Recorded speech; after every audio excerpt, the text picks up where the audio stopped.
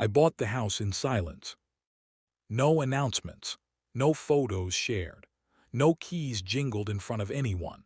Not even my parents knew, and for once that secrecy felt necessary. I told myself it was just practical, less drama, fewer opinions, no unsolicited advice. But deep down, I knew the truth. I wanted something that was mine. For most of my life, everything I did felt like it belonged to my family. My career choices, my savings, even where I lived. There was always an expectation that I would explain myself, justify myself, or worse, include them. My parents meant well, I think. My sister, well, that was complicated. So when I finally saved enough to buy a modest two-story house on the edge of town, I kept it quiet. It wasn't flashy, cream-colored walls, a small front garden, wooden stairs that creaked slightly when you climbed them. But when I signed the papers and held the keys in my hand, something inside me settled for the first time. This was my place, my rules, my peace. Or so I thought.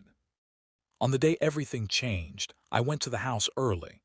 I'd taken the morning off work, planning to clean, measure rooms, and maybe sit on the living room floor with a cup of tea like people do in movies. The neighborhood was quiet, the kind where birds seemed louder than traffic. As I pulled into the driveway, I noticed something odd. The front door was open. I sat there for a moment, keys still in my hand, my heart slowing then speeding up. I was certain I'd locked it the last time I was here. Certain. I even remembered tugging the handle twice, just to be sure. I stepped out of the car cautiously. That's when I heard voices. Familiar voices. I walked closer, my footsteps light, my mind racing through possibilities, maybe a break-in, maybe the realtor. But then I heard my mother's laugh, soft, distinct, the laugh she used when she was trying to sound pleased. And then my father's voice, low and steady. And then sharp, animated, my sister. I froze. My parents and my sister were walking through my house. They stood in the living room, my mother gesturing toward the windows, my sister running her fingers along the wall as if she already owned the place. My father nodded slowly, the way he did when assessing something he believed belonged to the family. I felt like I'd walked into the wrong life. "What are you doing here?" I asked. They all turned at once. The surprise on their faces lasted only a second. "Oh," my mother said, recovering quickly, "you're here." That was it, no apology, no explanation. My sister smiled, wide, confident, almost smug. "We didn't think you'd come this early." My heart dropped. "You didn't think I'd come, this is my house." My father cleared his throat. "Yes, well, about that." I looked at each of them, waiting for someone to say something that made sense. No one did. Finally, my sister spoke. "Mom told us you'd bought a place. She said you probably forgot to mention it because you're always so busy." I stared at my mother. "I didn't tell you." She avoided my eyes. "You mentioned looking at houses months ago." "Looking," I said slowly, "is not the same as buying." My father stepped forward, his tone calm but firm. "We assumed you wouldn't mind us seeing it. We're family." Family. That word had been used to excuse so many things in my life. My sister clapped her hands together. "It's perfect, actually. The extra room upstairs, I could really use that. You know how cramped my apartment is." I laughed, not because it was funny, but because I couldn't believe what I was hearing. "You're not moving in." She tilted her head. "Why not?" "Because I didn't invite you."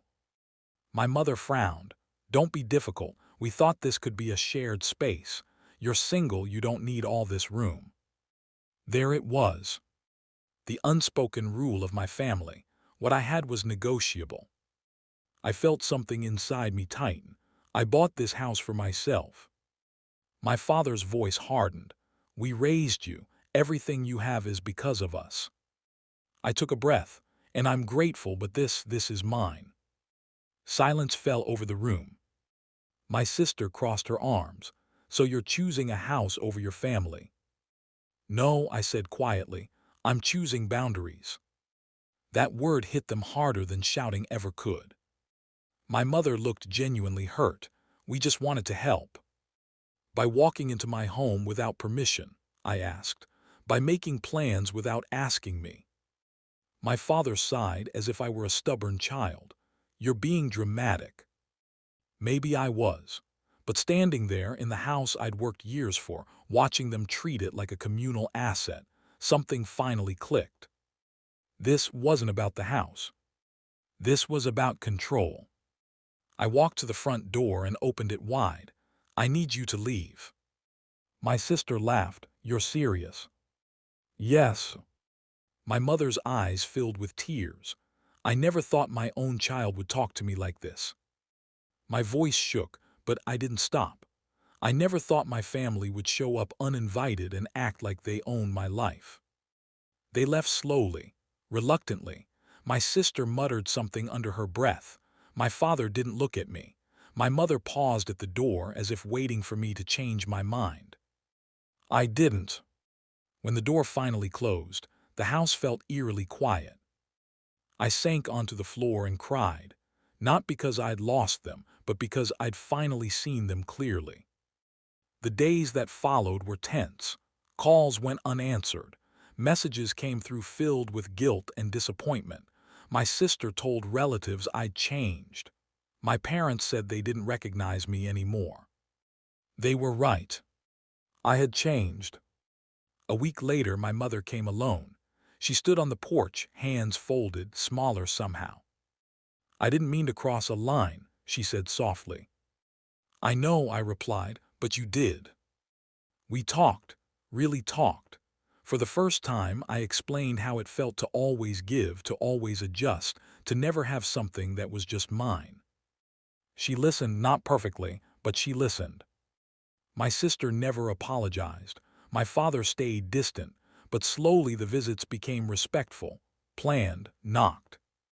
And every night, when I locked my front door, I felt something I'd never felt before. Safety. Not just in the house, but in myself.